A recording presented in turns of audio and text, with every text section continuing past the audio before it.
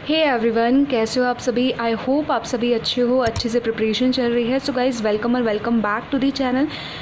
इस वीडियो में हम बात करने वाले हैं, जैसे कि आप थंबनेल से समझ ही गए होंगे कि किस टॉपिक पे बात होने वाली है।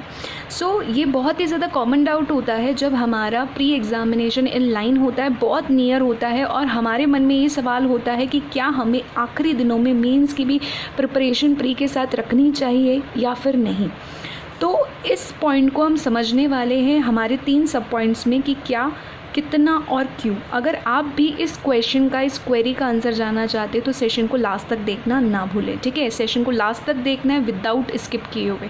तो ज़्यादा डिले नहीं करते, स्टार्ट करते हैं। ठीक है, ये वीडियो जो है basically RRB PO and clerk focused है, क्योंकि आपको पता है पीओ का डेट आ चुका है। 5 और 6 अगस्त को जो है वो एग्ज़ामिनेशंस होने वाली हैं, एंड क्लर्क का भी बहुत जल्दी एडमिट कार्ड आ जाएगा। ठीक है, अब बात करते हैं कि क्या इसका आंसर है येस या फिर नो।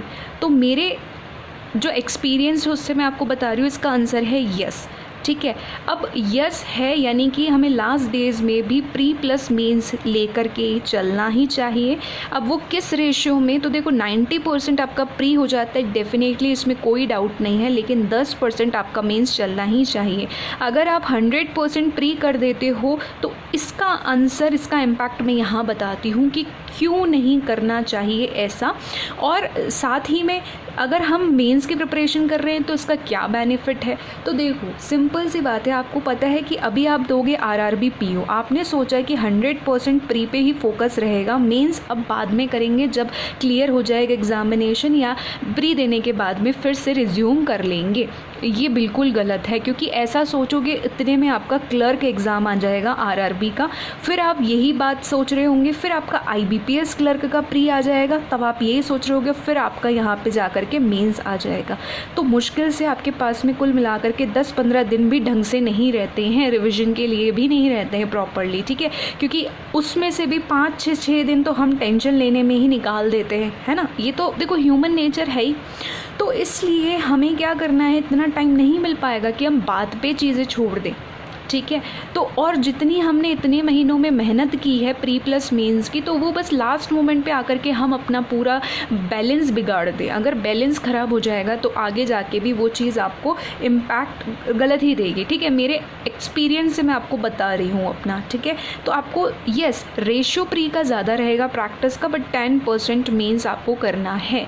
अब ये वीडियो में अगर मैं बताऊँ तो किस तरीके के स्टूडेंट्स को कितना कितना करना चाहिए, जैसे कई बिगनर्स होंगे, कई जिनका प्रिपरेशन मीडियम लेवल का होगा, किन्हीं का प्रो लेवल का होगा। ठीक है, देखो सभी के लिए वीडियो है, कॉमन चीज़ें हैं, आप अपने स्केड्यूल एंड टाइमिंग के हिसाब से जितना मैक्स कर सकते हो उतना कीजिए।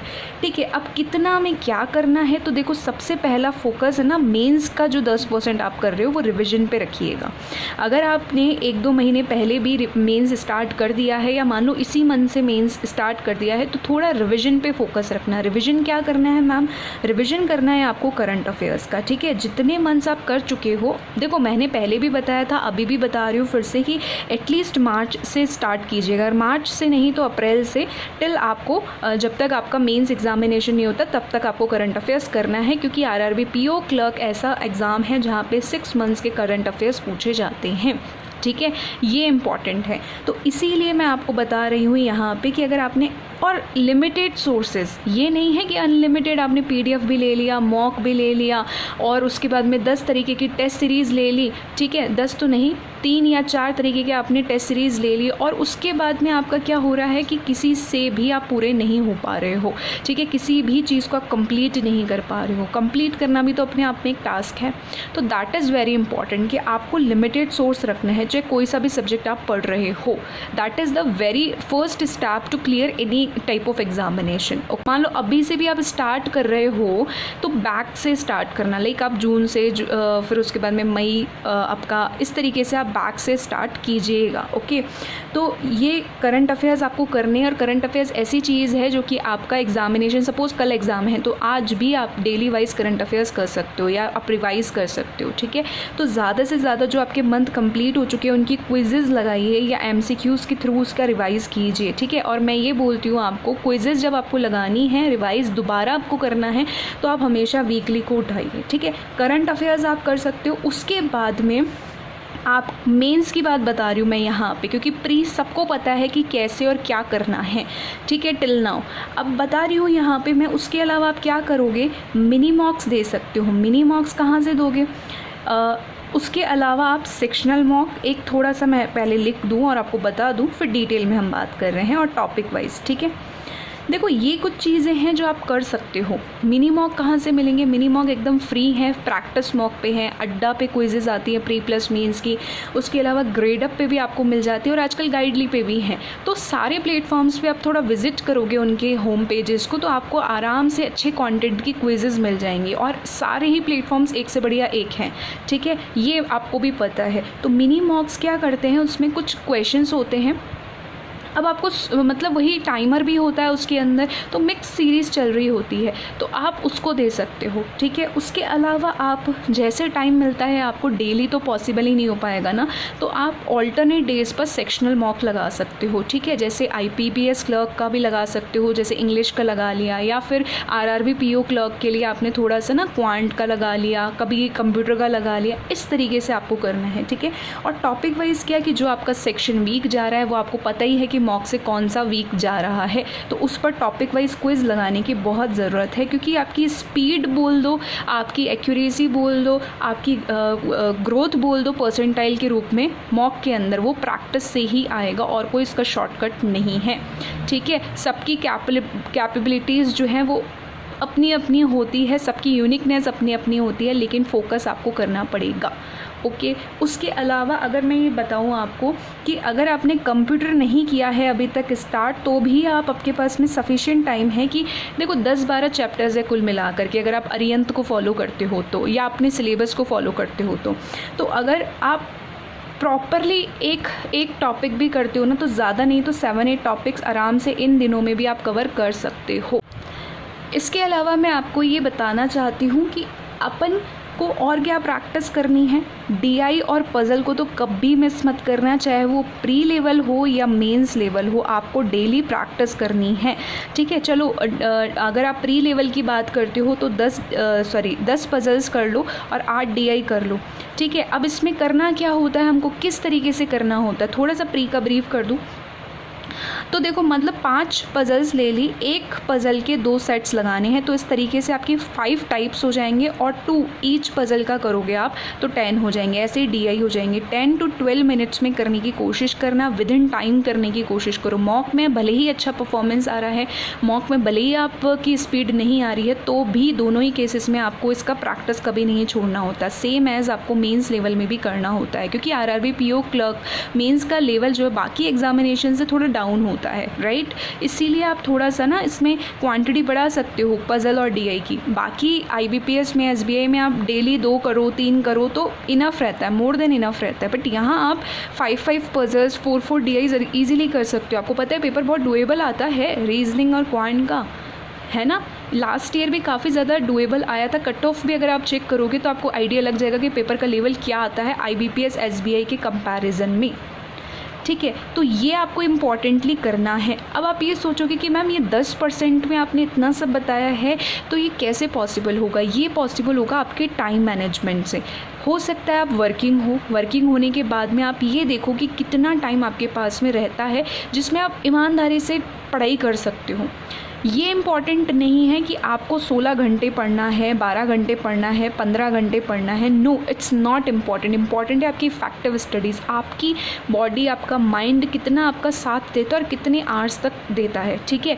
और जिसमें आप पूरे खुशी एकदम कहते हैं ना, एकदम रिलैक्स होकर एकदम खुशी कंसंट्रेशन के साथ अपनी स्टडीज़ कर सकते हो। अगर वो इतने आवर्स में ना होकर के 5-6 आवर्स में भी हो रहा है और वो बेटर रिजल्ट दे रहा है, तो इम्पॉर्टेंट क्या है, बेटर रिजल्ट्स। तभी तो हमारी क्या होगी ना, सिलेक्शन होगी। इम्पॉर्टेंट वो चीज़ है, इम्पॉर्टेंट ये नहीं है, ठीक है। ये इम्पॉर्टेंट है। उसके अलावा डेली आपको क्या करना है, आपको टू डू लिस्ट बनाना ही है। बिना टारगेट बनाए, बिना प्लान बनाए, बिना सिस्टम में चले आप इस चीज़ को अचीव नहीं कर पाते हो, या आपको इशू आता है ना। हमारा माइंड ऐसा रहता है कि आज मॉक दे दिया, ये कर दिया, अब और क्या करूँ, जबकि करने को तो बहुत कुछ होता है। तो डेली आपको क्या करना है, टू डू लिस्ट बनाना है। उस टू डू लिस्ट के अंदर अगर मैं एक छोटी सी जानकारी दूँ आपको, तो हमारे टेलीग्राम चैनल पर रोज़ डेली का टू डू लिस्ट आता है, जिसमें मॉक टारगेट डिस्कशन कौन सा होगा, प्री या मेंस, उसका टाइमिंग सब कुछ मेंशन होता है।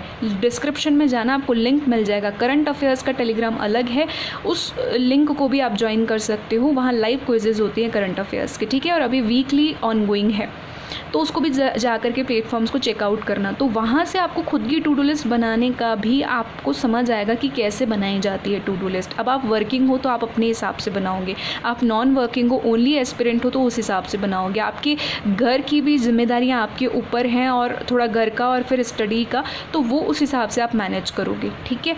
तो ये चीज़ आपको मैनेज करनी है। यस, प्री पे ज़्यादा फोकस करना है, क्योंकि आपका प्री नियर है, लेकिन मेंस हम छोड़ नहीं सकते।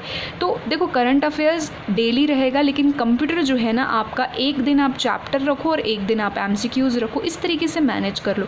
अब इन तीनों चीज़ों में से ये तीनों चीज़ें डेली तो हो नहीं पाएंगी आपसे, या तो किसी दिन आप मिनी मॉक्स लगा लो, क्वांट का, रीजनिंग का और इंग्लिश का, या हिंदी का, आरआरबी पीओ क्लर्क के लिए तो हिंदी का, ठीक है, या तो वो लगा लो। अगर वो नहीं लगा रहे हो किसी दिन, तो नेक्स्ट डे आप क्या कर लो कि 2 सब्जेक्ट्स उठा लो, उनके सेक्शनल दे लो। 2 नहीं दे सकते हो तो 1 तो दो, है ना। ये इंपॉर्टेंट है। ऐसे टॉपिक वाइज क्विज में आपका पज़ल और डीआई, देखो पज़ल और डीआई तो डेली ही चलने वाला है। करंट अफेयर्स, पज़ल, डीआई, ये डेली चलेगा, इसमें कुछ चेंजेस नहीं करने।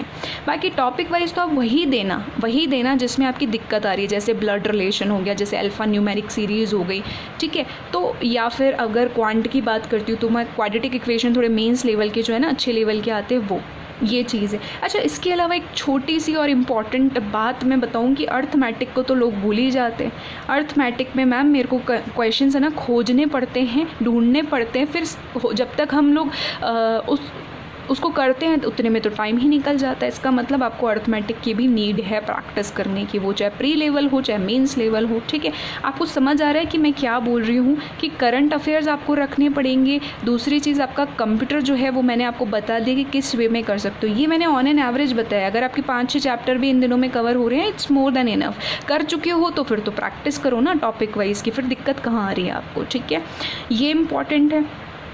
तो कहने का मतलब है मैक्स टू मैक्स साथ में रखो, टच मत ख़राब होने दो अपना, ठीक है। ये इंपॉर्टेंट है। और इसको कैसे प्रैक्टिस करना है, डेली वाइज नहीं बताया मैंने। किसी दिन मिनी मॉक्स आएंगे तो सेक्शनल नहीं आएंगे आपके, सेक्शनल आएंगे तो टॉपिक वाइज नहीं आएंगे, टॉपिक वाइज आएंगे तो ये दोनों पॉसिबल नहीं हो पाएंगे, तो वो आपको मैनेज करना है। और एक इम्पॉर्टेंट बात, सबसे खासा बात, जब आरआरबी पीओ क्लर्क का एग्जामिनेशन होता है, लोग इंग्लिश को भूल जाते हैं।